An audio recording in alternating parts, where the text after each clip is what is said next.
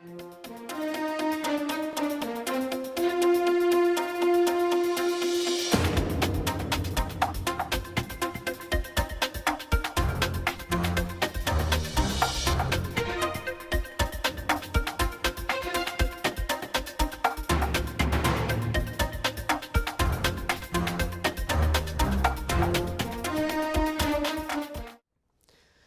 our guest today is Tom Crossley, and Tom runs Fairoaks IT in Milford, which is well, we'll let Tom explain what it is. I just want to say that Tom and I were sitting across from each other at the Chamber of Commerce recent annual meeting, luncheon, and we began having a discussion on cybersecurity, and I said we got to get Tom on the show. So Tom, why don't you tell us a little bit about yourself and Fairoaks? Sure. Well, so what I wanted to cover today was the one biggest risk that essentially every computer user and business has today, and hopefully give some tools to help deal with the risk. I started Fairoaks 25 years ago, and this is actually our 25th anniversary. And what we do is we provide computer support, networking services, outsourced IT for a wide range of businesses. We have a very large construction vertical, but we're also involved with utilities, CPAs, attorneys. So what we try to do, and what we do is we bring the enterprise level support to the small and medium-sized businesses. And you're finding security is a common issue with everybody. It's a huge issue. There are essentially, there's one way for a business to go out of business very easily, and that's to lose control of their data. Whether they have their data destroyed, whether they have their data stolen and disseminated. And so there are really two things to do to protect yourself there. And one is to back up your data, and the second is to be very mindful of your data security, cybersecurity in general. And so what we'll talk about today is cybersecurity and again, the one biggest risk. So I started off kind of in the school of hard knocks back in the old DOS days, pre-Windows, and kind of learned IT from the ground up, information technology, right. From the ground up. And what I see over the years is that the easier the technology gets for the end user, the more difficult it becomes to troubleshoot and correct issues that happen. The more sophisticated the bad guys get, the more diligent we have to become. And it's a game of numbers, and the old adage about they only have to be right once. We have to be right 100% of the time. So if I have a 3 to 5 person business and I go and buy Norton Security for everybody's computer, that's not enough. That's a good start. It's an excellent start. I always say you get what you pay for, and there's a lot of free security tools out there, but they're generally not as robust as the ones that, like Norton, McAfee, and they're all equally good. We happen to be a Symantec Norton shop. Right. But it's one layer of security, and one of the things that I really preach is multiple layers of security. So on our most secure networks, we build in 4 layers, and we've just started offering the 4th layer, and I can talk about that a little more, but that's all the hardware and physical security. The reality is that today, 92% of the security breaches are caused by the users. So you can put whatever you want in place for security on the firewall, the next-gen firewalls, antivirus on the firewall, antivirus on the computers, DNS security going out, and it's all good, it's all necessary, it's kind of required just to play. But again, what we're finding is the biggest risk today is the user. So give us some examples. So let's talk about a little bit why why the bad guys are out there to begin with. They're out there because they want your personal information or company information. And the information is very valuable to them. In fact, there was just a report released, and this is the underground hacker markets and the current going price for different types of information. Okay, and that's a Dell report, I see. It is, yep. Dell has gotten very heavily into security. They bought one of the larger firewall companies last year. So just for an idea, a credit card, information for a credit card is worth anywhere from $4 to $60. So when you hear about a company getting hacked and 200,000 credit card numbers being compromised, that's a lot of money involved. But just as importantly for the individual user, these guys are programmers. They don't have to spend time just fishing for your account. They blast out and they're trying to get access to millions of accounts. An email address. So what strikes me odd is that an email address like a Gmail or Hotmail, Yahoo type account, the going rate on those is $129 for the account information, more than a credit card. If it's a corporate or a business email account, the going rate on that is $500. So it's very lucrative, so these bad guys have a big incentive to just keep pushing and pushing and pushing, trying to work their way in, trying to get your information. Because security has gotten so much better, they're finding that the better way to get at you and your information is through the user. So who are these guys? For a large part now, it's actually syndicated crime groups, and a lot of them come out of Eastern Europe. There was a huge group that was dismantled about a year and a half ago. Before they were shut down, they had generated $10 billion, with a B, billion dollars in revenue from their activities. And that's huge, and this is why it's gotten syndicated.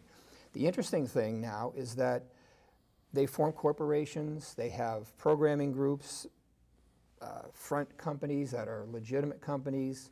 The interesting thing is that these syndicates now are hiring as many sociologists and psychologists as they are programmers, because they realize that the easiest way to get to the information is to get the user to give it to them. So I'm sure we've all seen the emails come in. Well, I know we get the emails that if we send $100 to the African prince, we're going to get 10 million. Those we can kind of discard. But I can tell you personally, I've been hacked this calendar year, making what I thought was a secure transaction online and buying some concert tickets. And I did get the tickets. And for whatever reason, I looked at my online bank account the next day, and in about an 18-hour period, I was hit for close to $700, most of which we were able to get rid of. Yep. But I still ate about 200 of it. That's I was more not common happy. than you would think. I was not happy. And for good reason. J.P. Morgan has done some studies, and they estimate that 80 million households have been hacked. They estimate that 7 million businesses have been hacked. On the business side, the interesting statistic is that only 25% of them know they were hacked. So that means that there are about 5 million businesses out there that have been hacked that don't even know it.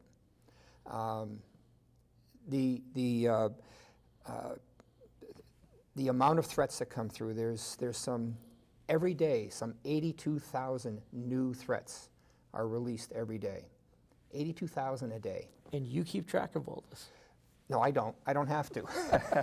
We use enterprise-level companies and equipment, and from the hardware side, these guys are getting good at being able to sniff out the signature of a virus before they even have the actual name for the virus. So they're getting better at stopping things coming in the door.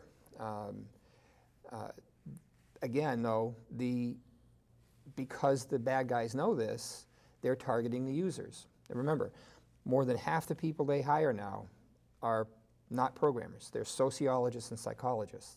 And the Nigerian prince was one of the early ones. But interestingly enough, I got just yesterday, the first time I received a text message on my phone that was a phishing text message. Now, phishing is a new term that's come out, meaning That's that P-H-I-S-H. P-H-I-S-H-I-N-G, meaning that these guys are just fishing for information. And And if you click back or answer back, they've got you. exactly. So you will see things like Bank of America. They'll send an email that looks like it's from Bank of America. There's links in there, you know, hey, we just need to confirm we've had some suspicious activity, log on to your account and just check it out.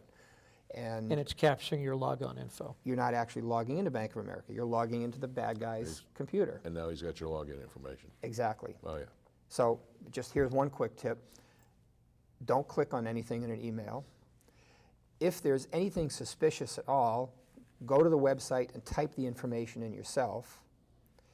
And then if you're really paranoid, and you should be, when you type in your username and password, type in the incorrect username and password. If it comes back It says wrong. and says wrong, you're on the correct site. Site. If it comes back and says thank you, you've just had an attempt. So Yeah, what's interesting is I actually got a text about a week ago from Bank of America saying there was a problem with my account. And the first thing I did, it was on my cell phone, is said, I don't have a Bank of America account. but they don't care. They can send out a million texts. Right, that's not And the the issue. 500,000 Bank of America customers may respond. Exactly. Right. Well, they really, that's exactly the case. What happens is they're assuming, if you're not smart enough to know that if Bank of America's got an issue with you, they're either going to call you or send you a letter. Right. They're not going. Nobody asks for passwords and email addresses via email. That's correct. So if you get a request like that, toss it, because it's not legitimate. Phone calls, same thing. There's a big scam going around with the IRS. We Oh, just boy, came through that's- tax Oh, yeah. season. That's a classic one. That's a classic, and it's kind of interesting. I got one of those calls, and so I said, no, I'll tell you what, give me your phone number, I'll call you back. Right. And you call them back, and you say, well, now, where's your office located? Well, we're located, this is a phone bank situation. You know, I got that one where they said, we want you to give us your social security number. And I said, no, wait a minute. If you're the IRS and there's a problem with my account, you know have it. my social Right. security number.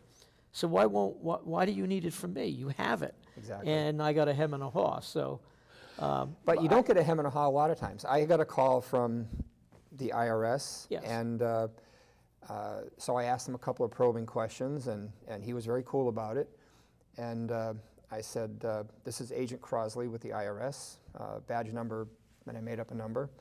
And he said, that's fine, this is Agent so-and-so from the IRS, my badge number is so. He just picked right up on it. You know, these Yeah. guys are, they're US based, you know, you don't have the obvious clues about the foreign connections and accents. The trick, to me, the easiest and the quickest way is give me your phone number and I'll call you back. Now, how do you beat these things? I've got we've been talking before the show. I've got a son who works in network security for a major insurance company. And he advised me to change my passwords like about every 45, 50 days. Just change them. Yep. The hard part of that is remembering all the password changes, Yeah. because then you write them down, which you're not supposed to do. But if you have a bunch of online accounts, it's, well, I need a different one for each, and I'm changing them all the time. But I can't believe that you read studies that the most common password is password, Yep. followed by your name, address, 1234567 or 876-54321. Yep. So how do I beat these things, Tom? So there's just, if you think about it, a lot of it's common sense. But for somebody that's not thinking about how hard these criminals are trying to get at you because of the rewards that they can get, a lot of people just aren't thinking when they're getting on. So, I mean, the first obvious things are to do the things like make sure you have security software, antivirus, anti-spam, keep it updated. So we have to go through the checklist of doing the physical things first, right? for any business, I don't care if you're 2 computers or 2,000 computers, you have to have a firewall. Comcast, Verizon, all these providers will tell you there's a firewall built into their router, the equipment they give you, but I can tell you, I can go to just about any teenager I know that's good with computers, and they will Google, and within 15 minutes, they'll find a way through that Comcast or Verizon firewall. So any kind of a firewall is better than none. For businesses, I absolutely recommend going with only business-grade equipment. But for consumers, go to Best Buy, get a router, get something, talk to the help there, and they can certainly point you in the direction. And it just puts another roadblock between you and the bad guys. Security patches. I am a fanatic about security patches, and I'll tell you why. I know they're a pain in the neck, and all of us have that. You have to stop, you have to install You're it. trying to work, and your computer, whether it's a Mac or a Windows, whatever, comes up and says, we need to do some updating, and you have to sit and wait, and it tells you to reboot, and yes, I get it's a pain in the butt. But the reason that they do that is that there's been a known hole. Right. And they just are fixing it immediately. And these bad guys are coordinated. And when one guy finds a hole, it's on the bulletin boards, Everybody's it's on the got internet. it. So if you don't run the patches when they come out, you're basically saying, you know what, Come on in. I'm going to lock the whole house except the back door, and I'm going to put a sign out that says everything's locked except the back door.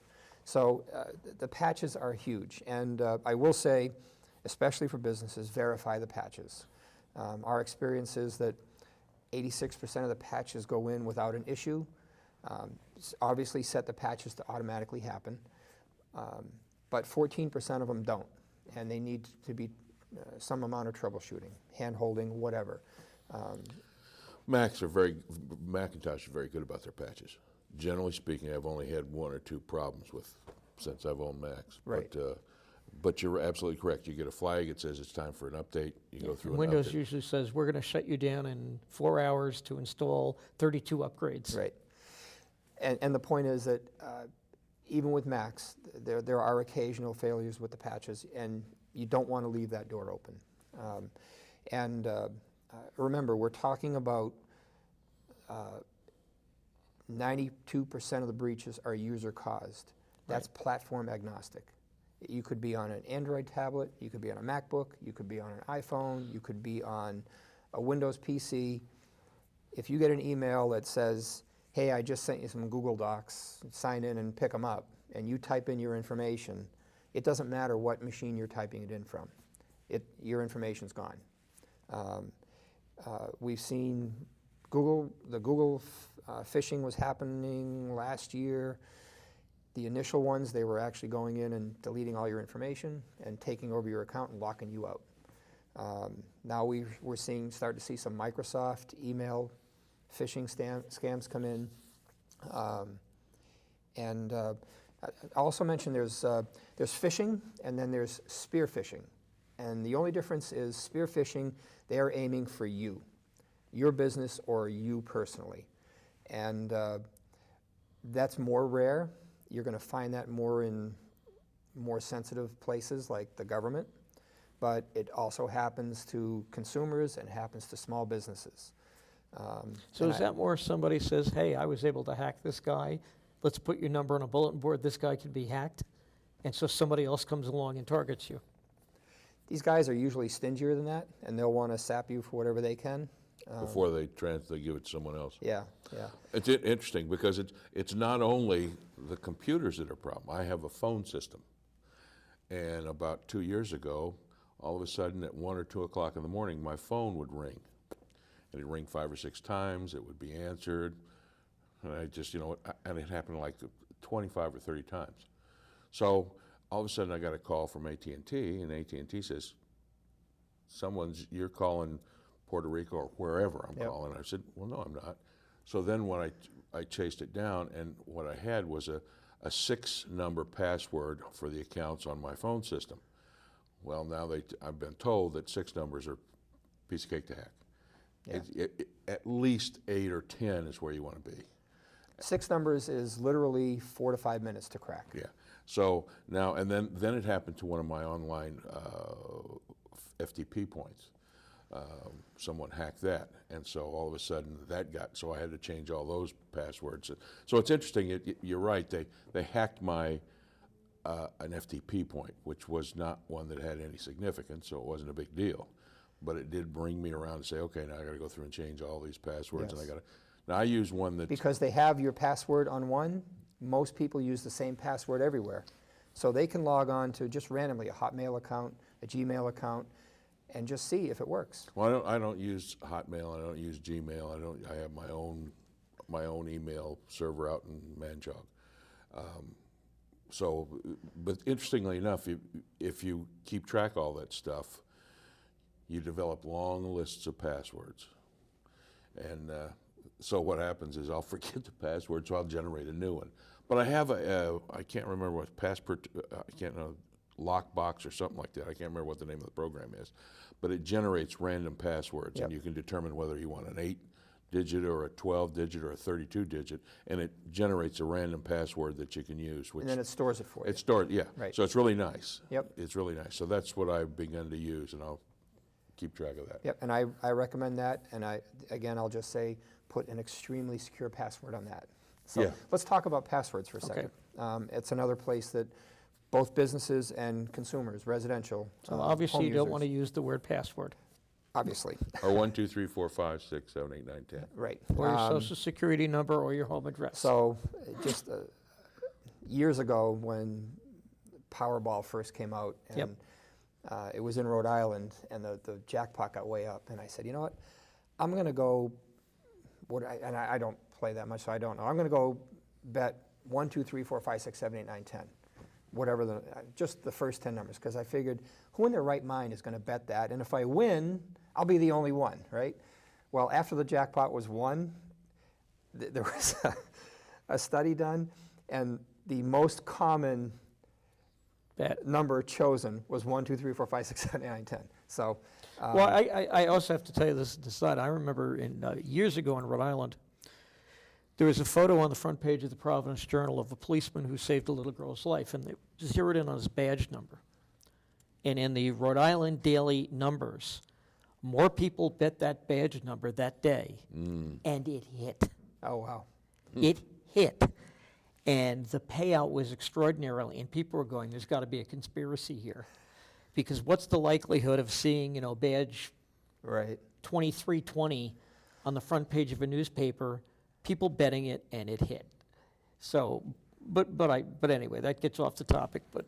But so what is a good password? So here's a good trick. So a lot of people you see getting kind of cute, and instead of just typing the word password, they'll replace the S's with $signs. They'll replace the O with a 0.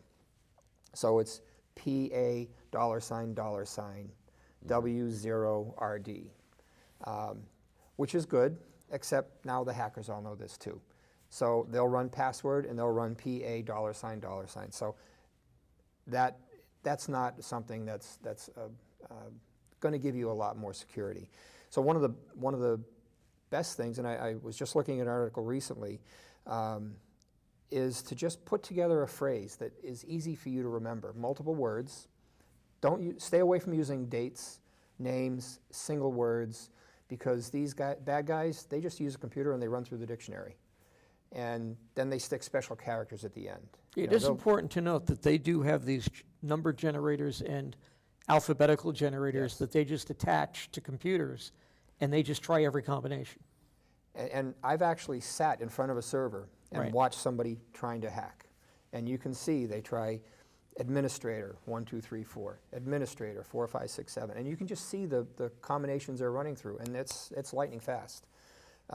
Because it's not somebody typing that, it is Well, it's it's generated, machine. automatically It is a Right. machine automatically generating Exactly. words and codes, doing it. I don't think people understand that. They're just not some guy sitting there in the middle of the No. night, fueled by 4 gallons Caffeine of and pizza, Coca-Cola right. or Red Bull and pizza, sitting there going like this. Right. They have physically programmed computers Yes. that are sitting there around the clock doing this. They have an algorithm that generates all that Yes. stuff. Exactly. And it's really very simple. They just say, let's target this or let's generate that, and they turn the program Well, on and go have a cup of coffee and Oh, wait. you and I at the chamber lunch, I brought up that famous thing a couple of years ago where they only took 54 cents from people's checking accounts. And, okay, you get hit for 54 cents. The average person doesn't complain, and they think they made a math error. And when these guys were caught, I think they had billions and Yeah. billions of dollars. Well, you don't even have to take 54 cents. You could take a penny. Yeah. I mean, if you take enough pennies, makes a lot of money. There was a guy that was doing that. He was taking the extra penny out of an account. Right. And That bingo. was one of the first ones. Right. Now, the other thing that's I think it's rather interesting is because people want to use. I'm a firm believer in random letters and numbers, and caps. So it's a random generated thing. So you have to be able to generate a random number of 8 digits, and you have to do that sequentially in the right order. So, I mean, even an algorithm that will take a long time for an Yes. algorithm to do.